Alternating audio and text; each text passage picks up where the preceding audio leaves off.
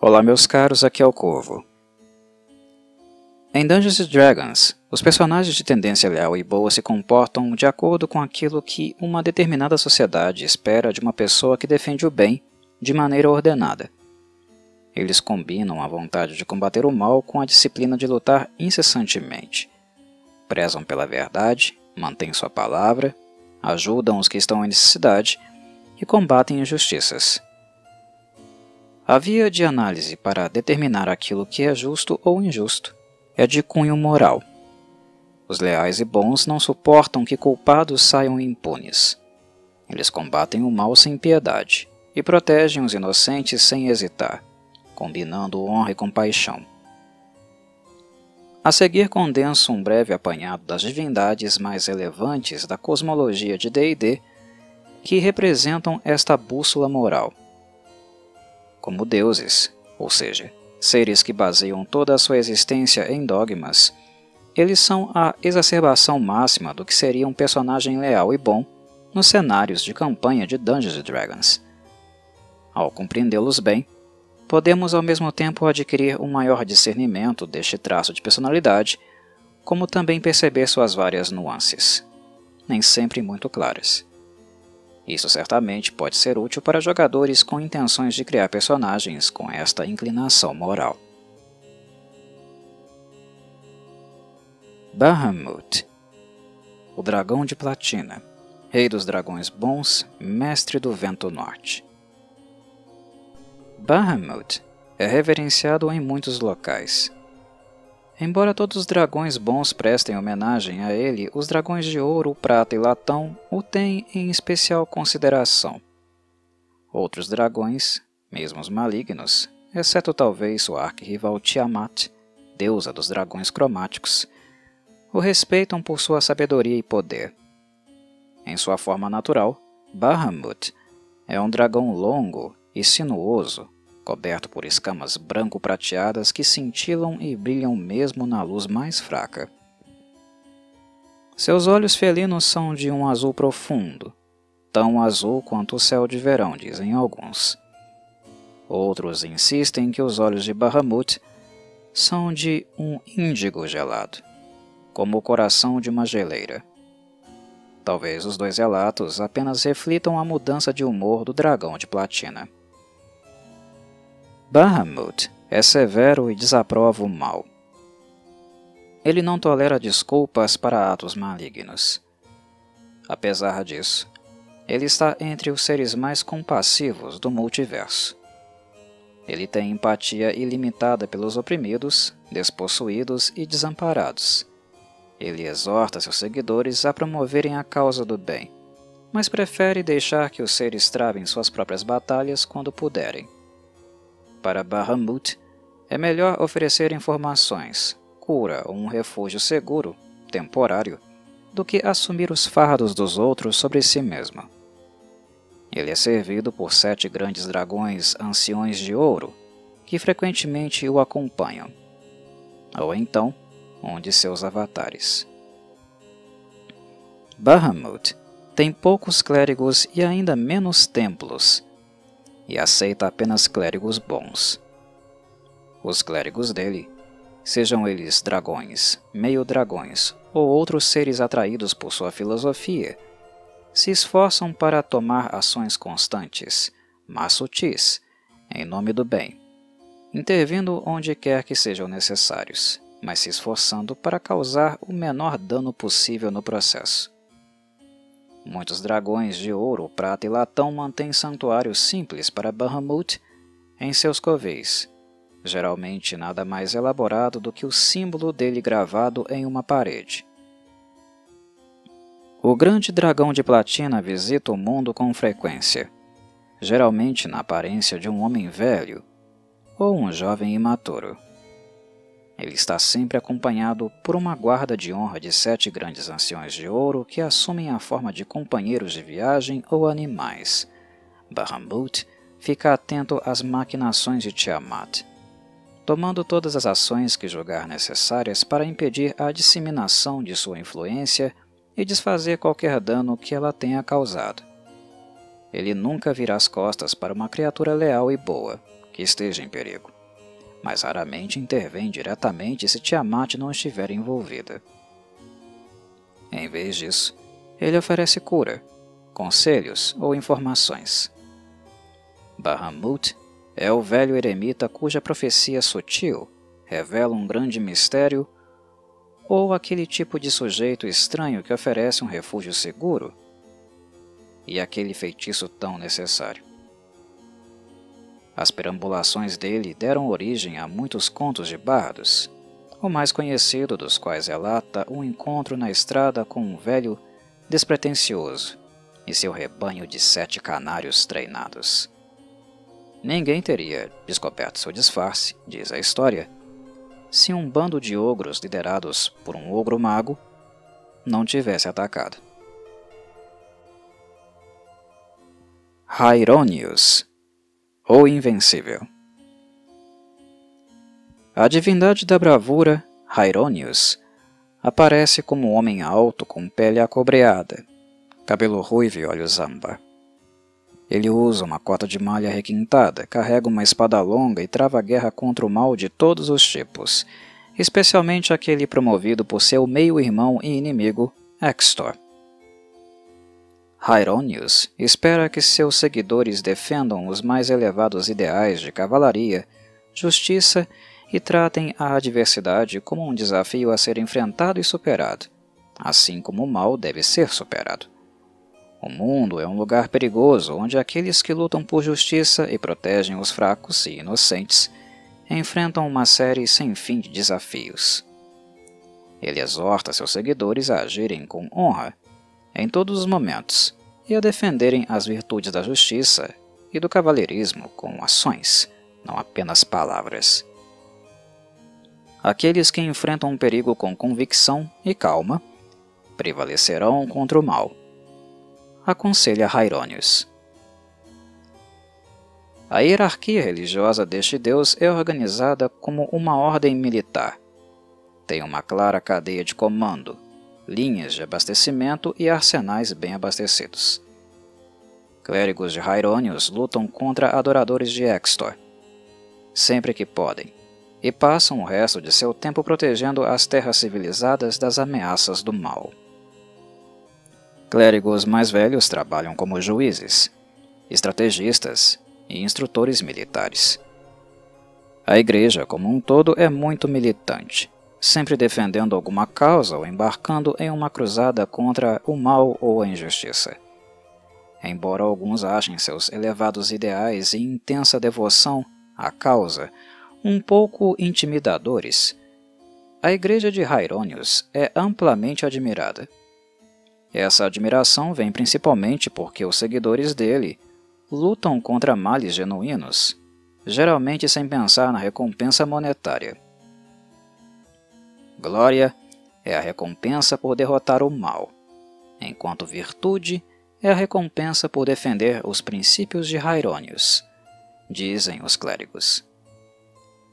Os clérigos também se opõem aos clérigos de Extor, onde e quando podem. Os templos deles sempre têm uma aparência ligeiramente militarista. Em áreas instáveis, eles funcionam como fortalezas. Mesmo em áreas urbanas ou assentadas, eles geralmente contêm pátios abertos e gramados onde os soldados podem treinar. Hyronius envia seus avatares para prevenir ou reverter grandes injustiças, para ajudar mortais corajosos lutando contra adversidades desesperadas e em qualquer lugar que ele suspeite que a mão de Extor esteja em ação. Mor-Udin, o forjador de almas, o pai anão, o pai de tudo, o Criador. A divindade dos anões, Mor-Udin, geralmente aparece como um anão de rosto severo com uma constituição poderosa. Sua parte superior do corpo é particularmente robusta, com um tórax em barril, ombros largos e braços com grandes músculos. Ele tem cabelos pretos esvoaçantes e barba combinando, sempre usa uma armadura completa e carrega um escudo e um martelo de guerra. Mor-Udin forjou os primeiros anões com metal e pedras preciosas e deu vida a eles. Ele é um defensor inflexível do povo que criou e dos princípios da lei e do bem. Ele ensina o valor de tornar os bens duradouros, da lealdade ao clã, ao líder e às pessoas, e de enfrentar a adversidade com estoicismo e tenacidade. Ele não tolera a mácula do mal entre os anões. Foi ele quem expulsou os Derro e os Duergar da comunidade anã. É a influência de Mor-Udin que leva os anões em direção à excelência no trabalho artesanal e na defesa firme do que é deles. Os clérigos do Deus são encarregados de manter e fazer avançar a raça dos anões em todas as esferas da vida. Eles realizam uma ampla variedade de cerimônias públicas, casamentos, bênçãos de novos empreendimentos, coroação de monarcas e assim por diante. Eles também educam jovens, organizam defesas comunitárias e patrocinam expedições para colonizar novas terras. Eles também mantêm genealogias detalhadas e arquivos históricos. Cada templo ou santuário de Mor-Udin inclui uma bigorna e uma forja que os clérigos mantêm queimando perpetuamente. A bigorna pode ser uma decoração simples ou parte de uma ferraria, mas geralmente serve como altar do templo. Os avatares de Mor-Udin geralmente se parecem com ele, mas às vezes assumem a forma de elementais da terra, Shorns ou membros de alguma sub-raça anã. Ele envia seus avatares para as terras dos anões para manter uma vigilância discreta sobre os artesãos, líderes e para se proteger contra a interferência de Grumsh, o deus dos orcs, ou divindades de povos subterrâneos malignos. Yondala, a protetora e provedora, a matriarca nutridora, a abençoada. A divindade dos Halflings, Yondala, aparece como uma Halfling forte, de porte orgulhoso. Ela se veste de verde, amarelo e marrom e sempre carrega um escudo. Ela é a criadora e protetora da raça Halfling. Yondala abraça a harmonia dentro da raça e uma defesa firme contra seus inimigos. Incentiva seu povo a trabalhar com outros, mas permanecendo fiel à sua herança Halfling. A maioria dos Halflings atende a este conselho, o que lhes permite formar enclaves unidos onde eles são bem-vindos, mesmo quando se estabelecem em áreas onde outras criaturas predominam. Yondala também ensina que as oportunidades existem para serem aproveitadas, o que leva a maioria dos Halflings a serem adaptáveis e oportunistas. Ela não tolera o mal entre os Halflings, mas também não despreza nenhum membro da raça. Em vez disso, ela busca guiar os Halflings que perderam o caminho de volta para suas casas e amigos. Os clérigos da deusa se preocupam com todas as áreas da vida dos Halflings, exceto o roubo. O roubo surge entre os Halflings, dizem os clérigos, de uma interpretação muito liberal do conselho de Yondala para aproveitar as oportunidades. Os clérigos oficiam casamentos e funerais, abençoam plantações, novos empreendimentos e fazem planos para a defesa da comunidade. Os templos dedicados a Yondala costumam ser colocados em meio a jardins abundantes ou campos agrícolas. Eles sempre contêm depósitos cheios de comida e outras necessidades. Eles também contêm arsenais e seções fortificadas onde os Halflings locais podem enfrentar com segurança desastres naturais ou ataques inimigos. Yondala envia seus avatares para vagar pelas terras dos Halflings, ficando de olho em problemas e ajudando na agricultura e em outras atividades da comunidade. Ilmater, o Deus sofrido, o Deus flagelado. Gentil e bem-humorado, Ilmater é um Deus quieto e de temperamento calmo, que está sempre disposto a suportar as cargas e as lágrimas do mundo, há muito tempo sofrido, sobre os próprios ombros. Embora quase todos o considerem um pacifista, seu ódio borbulha perante a crueldade extrema ou atrocidades, e sua ira é terrível de suportar. Ele se dedica com zelo à proteção e defesa das crianças e das criaturas jovens, e sente-se particularmente ofendido com seus atacantes. O Deus sofrido surge como um homem cujo corpo foi brutalmente mutilado nas mesas de tortura, marcado por inúmeras cicatrizes de tortura, com as juntas quebradas e aparentes. Ele é baixo, robusto e ligeiramente calvo, e usa somente um pano como calções, mas seu rosto é acolhedor e emite conforto. Mal compreendida pela maioria, alvo de pena e até do desprezo de uma minoria significativa, a Igreja de Ulmater ainda possui alguns dos maiores e mais fiéis seguidores de Faerun. Em um mundo cruel, os aflitos, os doentes e os pobres só têm os seguidores do Deus sofrido para apoiá-los, e recorrem a eles em busca de auxílio. A Igreja de Ulmater é amada pelo povo em larga escala nas áreas povoadas, e seu clero pode contar com um apoio generoso nas suas missões vitalícias de cura. Aqueles que não conseguem compreender a razão de alguém estar disposto a se submeter aos tormentos e crueldades que os servos de Ulmater parecem aceitar, consequentemente não compreendem a Igreja em si. Entre os que idealizam as fraquezas, a Igreja do Deus Sofrido é vista como fraca e tola. Tiranos cruéis e vilões poderosos perigosamente subestimam seus integrantes. Os clérigos de Ulmater rezam pelas suas magias de manhã, ainda que devam realizar rituais para Ulmater, pelo menos 6 vezes ao dia. Eles não reconhecem feriados anuais, mas ocasionalmente um clérigo faz uma súplica do descanso. Isso lhe permite uma dezena de folga das leis de Ulmater, para prevenir o desgaste emocional ou permitir que o clérigo faça algo que Ulmater normalmente condenaria.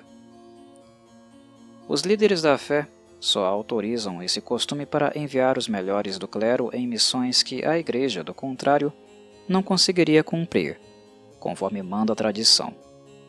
Depor um tirano em segredo em vez de confrontá-lo abertamente, por exemplo. O ritual mais importante é a conversão. É dever de todo clérigo de Ulmater convencer os moribundos a se voltarem para o Deus em busca de conforto, recebendo assim a bênção do Deus flagelado antes de falecer. Mas esta oração de leito não altera a divindade patrona para Ulmater. Conforme a veneração por Ulmater cresce, mesmo na morte, seus poderes curativos se tornam maiores. Muitos clérigos aprendem o talento preparar poção para que possam auxiliar os que encontram além do alcance normal de seus poderes. Um grupo de monges Ilmatari, os flagelados, age como os defensores dos fiéis e dos templos da Igreja, bem como agentes de punição para os que ferem os outros com crueldade. Esses monges podem adquirir classes de devotos arcanos, clérigos, campeões divinos, agentes divinos ou hierofantes. O dogma de Ulmater é: ajude a todos os feridos, não importa quem sejam. O verdadeiro santo assimila o sofrimento alheio. Se você sofrer em seu nome, Ulmater estará ao seu lado para apoiá-lo.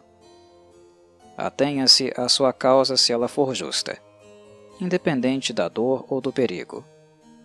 Não existe vergonha em uma morte com significado. Oponha-se a todos os tiranos e não deixe que a injustiça progrida sem ser desafiada. Enfatize a natureza espiritual da vida, acima da existência do corpo material.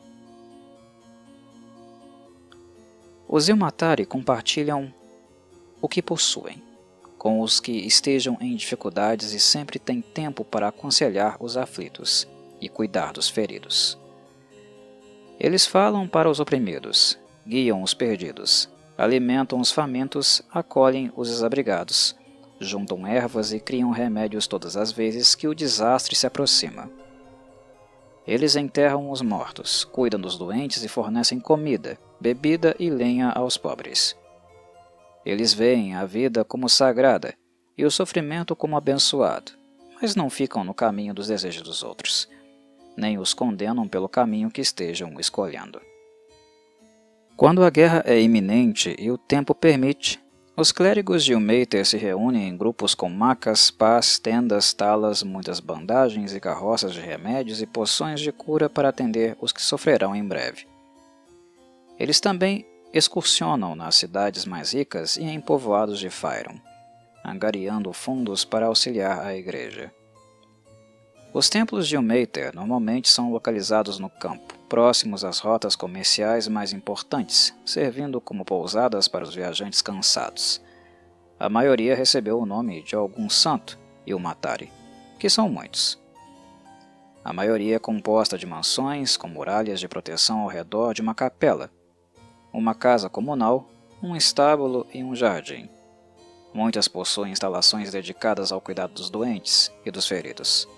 Outras contêm bibliotecas, alojamentos dos monges, separados da casa comunal, ou quartéis para as ordens de cavaleiros afiliados. Os Ilmatari usam túnicas cinzas, tabardos e calças, ou mantos cinzas. Eles usam elmos cinza, a maioria dos integrantes do clero, ou vermelhos, integrantes veteranos. Os noviços que ainda não tenham sido reconhecidos não usam elmos. O símbolo de Ilmater é usado como um broche sobre o coração, ou em uma corrente ao redor do pescoço, e serve como símbolo sagrado. Alguns dos integrantes mais antigos da igreja possuem uma lágrima cinza tatuada em um dos lados dos olhos. Os reconhecidos, como os clérigos e monges de Ilmater são chamados, são organizados em uma hierarquia informal, centralizada no líder de um grande templo, abadia ou monastério, a quem os Ilmatari da região se reportam. As abadias e os monastérios geralmente estão relacionados a templos específicos, adicionando um segundo degrau na hierarquia informal. Não existe um pontífice da fé, ou um indivíduo governante, mas o clero veterano se reúne para conclaves informais de tempos em tempos. Embora a maioria dos monges viva em separado da igreja, em monastérios ou abadias, alguns residem em templos Ilmatari, como professores ou defensores. A igreja de Ilmater possui várias ordens afiliadas de paladinos e soldados, incluindo os Companheiros do Coração Nobre, os Guerreiros Sagrados do Sofrimento, a Ordem do Cálice Dourado e a Ordem da Rosa Radiante. As ordens monásticas também são numerosas e incluem os discípulos de São Solars, o 2 vezes martirizado, que possui sua mais famosa instalação, o Monastério da Rosa Amarela, em Damara, bem no alto das montanhas Esporão de Terra, próximo à geleira do Verme Branco. Os monges deste monastério se especializam em estudos genealógicos. Outras ordens monásticas incluem os seguidores do Caminho Verdadeiro, os discípulos de São Morgan, o Taciturno, e as Irmãs de São Jasper das Rochas. Tradicionalmente, a maioria dos monastérios Ilmatari recebe seus nomes de flores que simbolizem algo de importância à ordem, ainda que não seja obrigatório. O avatar típico de Ilmater surge como um homem com juntas quebradas e uma grande variedade de ferimentos. Ele se arrasta, sentindo dores terríveis, usando suas mãos esmagadas e seus membros feridos, não se importando com a agonia que os movimentos causam. O avatar é baixo, robusto e usa somente panos como calções. Sua cabeça é ligeiramente calva, e ele possui uma aparência acolhedora e o olhar confortante. Seu corpo cabeludo é coberto de cicatrizes, cortes abertos, queimaduras e outras marcas de torturas. Torm, o verdadeiro, a divindade genuína, a fúria leal. Torm, o verdadeiro, patrono dos paladinos e inimigo declarado da corrupção e do mal, serve ao povo de Faerûn mantendo o ideal do cavalheirismo, Como um herói que viveu sua vida mortal aos serviços de um justo soberano antes de ascender à divindade, Thorm ignora a pretensão das outras divindades ao adotar uma posição humilde, onde ele existe para servir o bem comum e a aplicação das leis, como foi estabelecido pelos honrosos líderes humanos. Ainda que seja uma divindade com poderes fantásticos à sua disposição, a Fúria Leal também reconhece as falhas dos mortais, pois ele mesmo foi vítima do orgulho, da ingenuidade e da ignorância quando estava confinado à sua casca humana durante o tempo das perturbações. Durante esse evento, Thorm permitiu ser controlado pelos seus próprios clérigos corruptos e opressores, durante um curto período de tempo, um acontecimento que lhe forneceu a perspectiva de suas próprias falhas e aprimorou seu senso de humildade. Severo, justo e incansável diante do mal, o espírito de Thorm se aquece ao lidar com amigos, com os fracos, com os oprimidos e com os jovens. Thorm combateu Bane no porto da cidade de Tantras durante o tempo das perturbações, destruindo o Lorde Negro em um combate pessoal. Ele também pereceu nesse conflito, mas sua vida lhe foi devolvida posteriormente por Ao. Desse modo, ele se tornou o herói dos corações bondosos em todo o continente, um salvador que, ao exterminar Bane, livrou Faerûn das maquinações da divindade da discórdia e da tirania. A destruição de Bane por Thorm arruinou os planos do forte Zentil, ao erradicar o apoio divino daquela sociedade, permitindo que o povo dos vales, mesmo por pouco tempo, respirasse aliviado. Nas nações do continente, Thorm se tornou um símbolo de heroísmo e de bravura, o cavaleiro ideal servindo seus seguidores através de um ato de auto-sacrifício apreciado pelo próprio Ao. Esta adoração se estendeu até a igreja de Thorm, que experimentou um período renascentista e de florescimento filosófico, enquanto a quantidade de seguidores aumentava e novos pensadores e fiéis se juntavam à congregação. Nos 14 anos seguintes, os clérigos de Thorm acumularam uma popularidade sem igual em Faerûn. Agora que Bane retornou, as atenções se voltaram mais uma vez para a Fúria Leal e seus agentes mortais, em busca de salvação. Eles esperam ansiosamente que a ameaça da Mão Negra possa ser erradicada outra vez, em outra grande batalha, que a Igreja renascida de Bane possa ser esmagada por um exército de paladinos com corações sagrados e espadas santificadas. Este foi o maior acontecimento da vida dessa geração de Faerûn, e muitos esperam que aconteça novamente.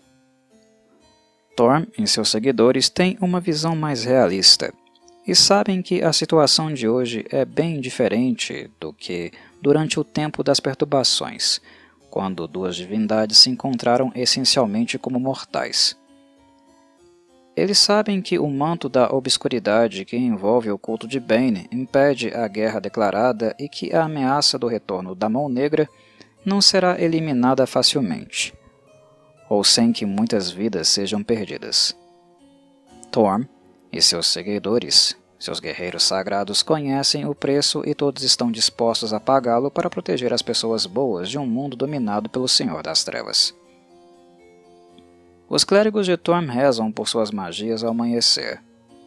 No 13º dia de Eleásias, eles realizam uma cerimônia melancólica conhecida como Morte Divina, quando relembram o sacrifício de Thorm para eliminar Bane.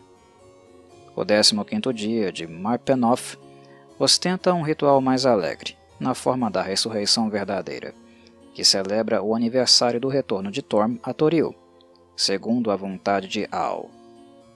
Tradicionalmente, o encontro dos escudos é uma época de grande significado religioso para os seguidores da divindade do dever, que levam seus juramentos muito a sério.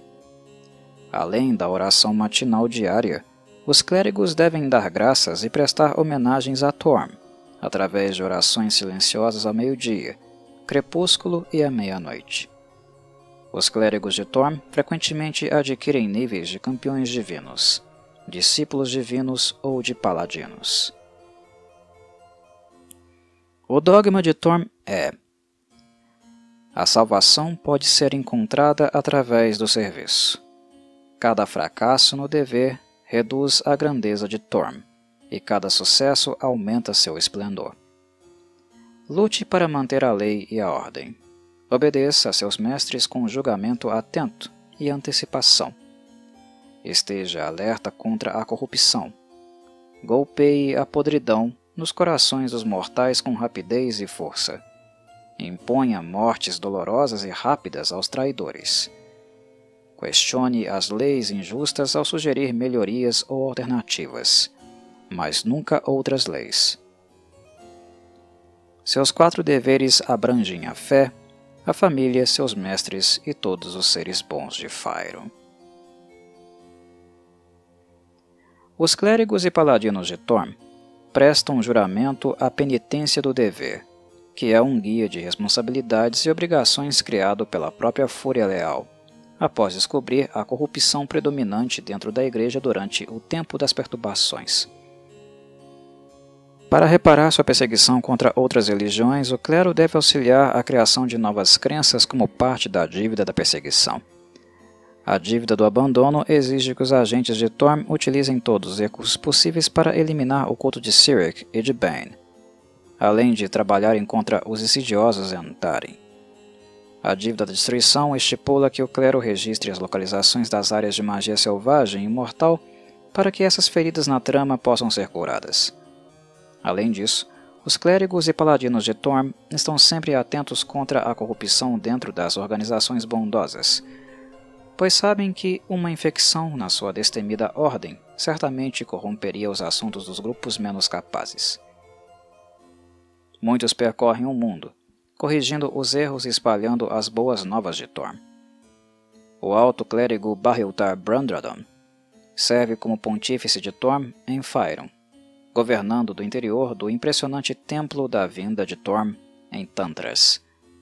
O poder de Brandradon é grande, e na última década ele patrocinou várias ordens de cavaleiros em todo o continente, incluindo a prestigiosa Ordem do Leão Dourado, cujos integrantes guardam templos e perambulam por Faerûn para cumprir a penitência do dever. Atualmente, essa ordem é liderada pelo gentil senhor paladino de Tantras, Garefian, o Infalível, um homem humilde cujo título é mais um exercício de depreciação pessoal do que da vaidade. Desde o retorno de Bane, muitos líderes importantes e agentes de campo da Igreja foram assassinados e muitos dos cavaleiros de Thorm exigem ações mais decisivas contra os desonrados seguidores da Mão Negra. Os templos de Thorm são muito semelhantes a cidadelas, construídos geralmente no alto das montanhas para fornecer uma visão clara dos arredores aos seus moradores. Essas estruturas apresentam áreas de treinamento, torres altas, alojamentos austeros para cavaleiros residentes e visitantes e salões de adoração enfeitadas de maneira simples. Muros brancos de granito e estátuas de leões e figuras com armaduras são predominantes, com os símbolos de cavaleiros que caíram durante as batalhas alinhados, enfeitando os tetos altos dos corredores. Para garantir o poder necessário para destruir o avatar de Bane durante o tempo das perturbações, Thorm absorveu as almas de todos os seus seguidores em Tantras. A transferência voluntária desintegrou esses mortais, exterminando milhares de vidas em questão de segundos. Como a cidade sempre foi o centro religioso da sua fé durante séculos, com fiéis se dirigindo a ela desde que foram avisados de sua chegada no início da crise dos avatares, bairros inteiros foram privados de suas vidas. Ainda que Thorm precisasse de todo o poder da devoção para destruir seu inimigo, ele jamais poderia pedir que as crianças se sacrificassem, especialmente por saber que muitas delas nunca entenderiam a importância dos acontecimentos. Ele confortou seus pais, afirmando que as crianças seriam protegidas, e deste dia em diante, todas as crianças de 14 a 18 anos de idade são conhecidas como a progenie dos mártires. Muitos se tornaram integrantes do clero de Thorm, e alguns até mesmo apresentaram poderes estranhos relacionados com a bravura e força nos anos posteriores ao chamado desesperado de Thorm pela alma de seus parentes. Thorm prefere criar seus avatares à sua imagem. embora varie suas aparências para combinarem com os diferentes períodos de sua existência humana. Às vezes, seu avatar é um guerreiro lindo e jovem, cheio de ambição e de vigor. Outras vezes, ele está mais velho, um ancião poderoso com um rosto marcado pela experiência. A despeito da forma escolhida, os avatares de Torm possuem um grande senso de coragem e calma, além de se manterem sempre firmes, mesmo diante das circunstâncias mais desafiadoras. Quando está em batalha, um avatar de Torm pode alterar sua forma para se parecer com um homem gigante com cabeça de leão usando uma armadura dourada. Esta foi a forma de Torm quando ele matou Bane no porto de Tantras durante o tempo das perturbações. Torm é servido por dragões de ouro e de prata, e essas criaturas majestosas acompanham seus avatares frequentemente na ocasião de uma rara visita ao plano material.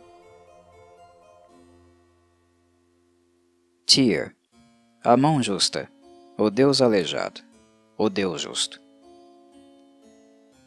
Antes de todo julgamento criminal nas terras civilizadas, magistrados de tendência bondosa sussurram preces a Tyr, a mão justa, pedindo-lhe que este os guie em seus julgamentos com temperança e certeza. Sendo uma divindade invasora utópica que há muito tempo atrás veio para Toril de algum cosmo exterior, Tyr vê a si mesmo como uma figura paternalista que trabalha para criar uma sociedade perfeita entre os povos de Faerûn, a quem ele considera como seus filhos desobedientes. A dor de saber que seus protegidos mortais jamais poderão iniciar e concluir uma existência sem defeitos, baseada na ordem total, marca a filosofia de Tyr com uma tristeza oculta e resignada. A arte religiosa demonstra Tyr como um guerreiro envelhecido com apenas uma mão, geralmente com faixas sanguinolentas cobrindo seus olhos feridos. O assim chamado deus aleijado perdeu sua mão direita em uma batalha com a faminta entidade conhecida como Kesef, o Cão do Caos. A cegueira de Tyr vem da época do tempo das perturbações, quando o próprio Au arrancou seus olhos por sua falha no testemunho do roubo das tábulas do destino, e por permitir a discórdia entre os deuses de Toril. Seguidores demonstram os ferimentos de Tyr como sendo símbolos da cegueira da justiça e o preço que os verdadeiramente justos devem pagar nas trilhas da justiça e da defesa completa da lei. Seitas compostas por tiranos, especialmente radicais, defendem a automutilação entre os fiéis, uma prática condenada pela grande maioria dos adoradores, que apesar disso usam coberturas de gases em seus olhos durante os rituais e uma luva descolorada em suas mãos direitas para honrarem o Deus Supremo cego. Plebeus veem a Tyr e seus clérigos como árbitros severos da justiça, geralmente esquecendo as nuances da filosofia paternalista da doutrina tirana, e adotando somente seus ensinamentos de certo e errado sobre a natureza da moralidade. Eles tendem a ver Tyr como algo constantemente divino. Sabem que ele espera que eles sejam justos, que possuam bom senso e que sejam bondosos para com a inocência de seus seguidores e, portanto, confiam plenamente nos clérigos de Tyr. Os clérigos rezam por suas magias ao pôr do sol. Além dos numerosos pequenos feriados, o clero de Tyr segue um regime rígido de grandes rituais mensais. No primeiro dia de cada mês, os tiranos celebram a justiça alerta, quando orações cantadas invocam uma ilusão de um martelo de guerra incandescente, que brilha com calor e luz. O 13º dia de cada mês traz a celebração da mutilação, no qual a congregação canta em voz alta, entoando hinos enquanto uma mão ilusória vestida com uma manopla rodeada por um nimbo de sangue fervente aparece acima deles.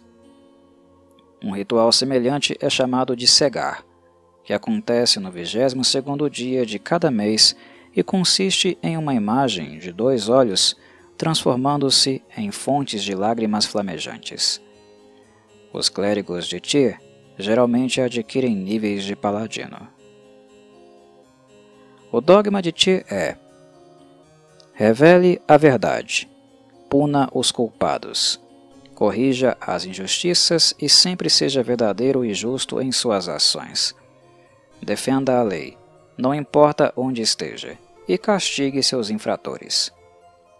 registre suas próprias regras, feitos e decisões, pois através da correção de seus erros, sua compreensão das leis de todas as terras irá aumentar, assim como sua habilidade de identificar os infratores. Esteja alerta em suas observações e antecipações, de modo a detectar os conspiradores da injustiça antes que suas ações ameacem a lei e a ordem. Imponha a vingança aos culpados, no lugar das pessoas incapazes de fazê-lo sozinhas.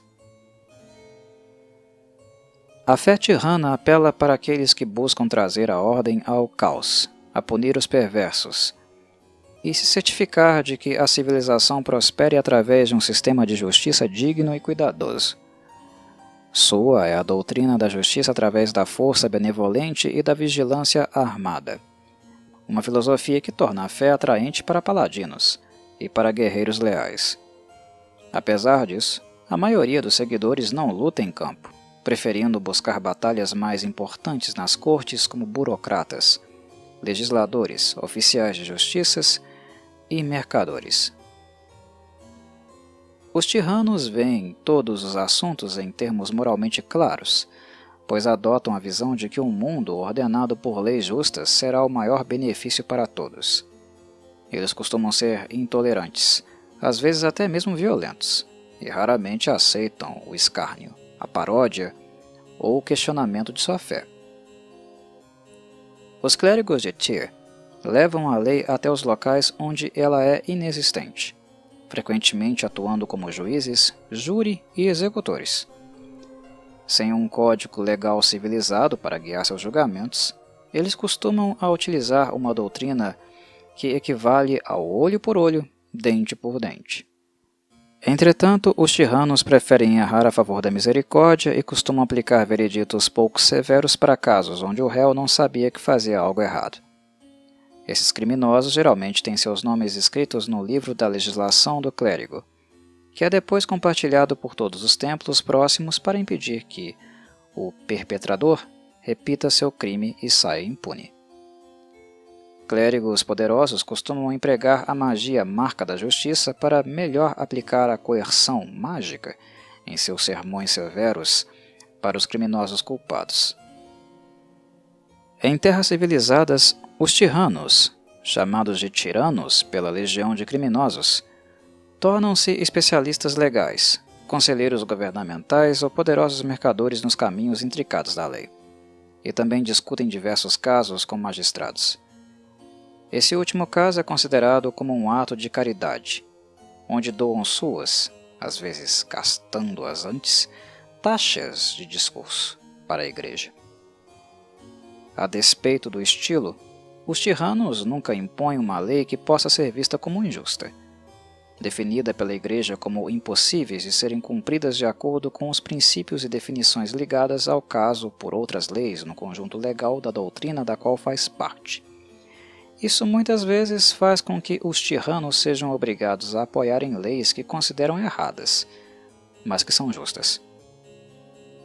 Em muitos casos, eles tentam alterar a legislação trabalhando com o sistema. Entretanto, todos que quebram até as leis mais injustas, como uma forma de desafio ou de opinião política, são culpados da mesma forma, e na opinião dos tiranos, merecem ser julgados com todos os rigores que a lei permita. Em alguns casos, eles agem como agentes da vingança para todos que sofreram agressões e que não possuam condições, ou que já não possam mais se defender. Nesses casos, quando a lei é quebrada a ponto de se tornar inútil, os clérigos de Tyr agem abertamente e desafiam o mal ou as forças da corrupção, martirizando-se, se for necessário. A Igreja de Tyr possui muitas conexões, é altamente organizada e costuma patrocinar um sistema extensivo de templos fortificados por toda Faerûn. Cada um desses templos cria um conjunto de leis internas severas, conhecidas como decretos incontáveis, que parecem se tornar mais pedantes e opressivos com o passar dos anos.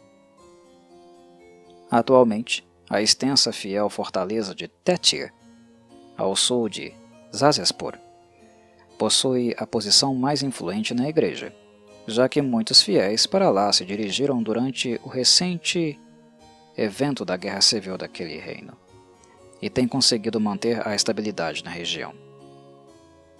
O maciço lar da mão de Tyr representa um setor mais tradicionalista e sério da igreja, e abriga os cavaleiros justos, clérigos, guerreiros e paladinos que honraram o deus aleijado em incontáveis batalhas contra seus agressores vindo da vizinha Tai.